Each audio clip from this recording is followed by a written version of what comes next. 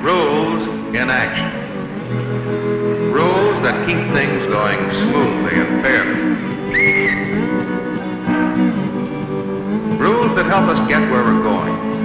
Help us work together, play together, and live together.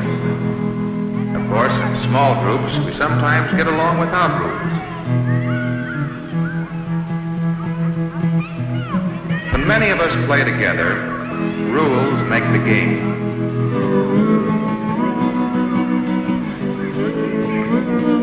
Rules help us play fair with each other, so all can enjoy the game. Rules that apply equally to all.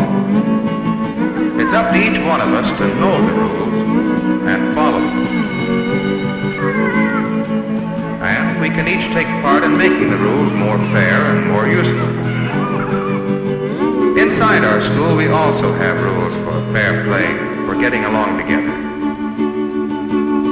When you strike out in baseball, would it be fair to ask for an exception for another strike? When you're in a hurry to get somewhere, you still wait at red lights. You know that exceptions would not be fair. The rules are so important that we go to a lot of trouble to remind everyone of the rules.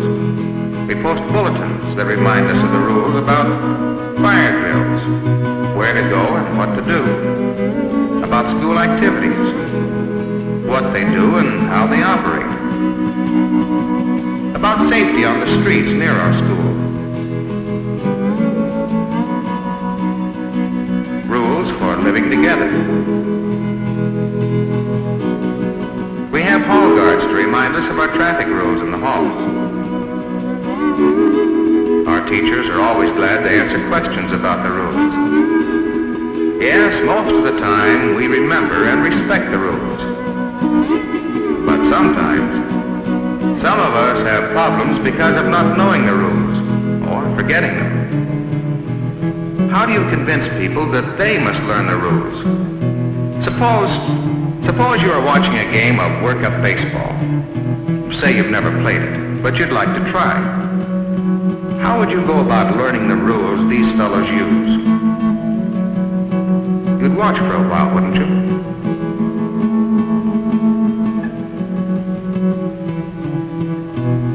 If someone caught a fly and traded places with the batter, well, then you'd have some idea of one of the rules. And you could look to see where the bases were. They might be just like regular baseball, or perhaps not.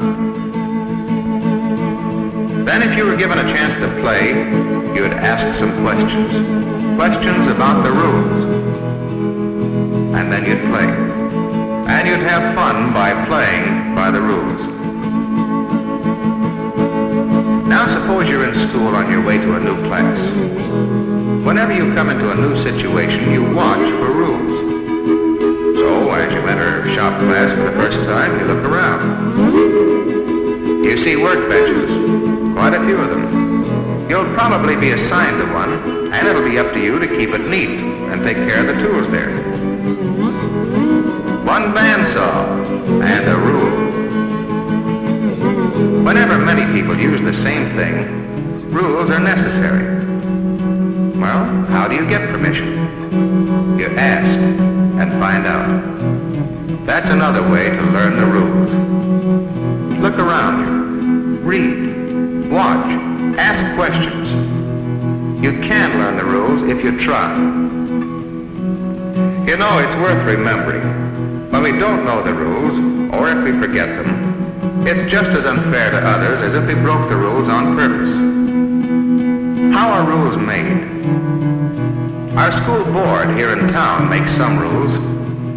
After all, the parents hold them responsible for making this a good school. Our state government makes some overall rules for schools to give each one of us a fair chance to learn. And we, through our own student representatives, make some of the rules too. They help us find ways of making our life in school smoother and more pleasant and fair for all. Our rules apply equally to all with no exceptions. That is part of making them fair. Each one of us has the responsibility of learning the rules and remembering to follow them. And we can work together to make better rules when we need them.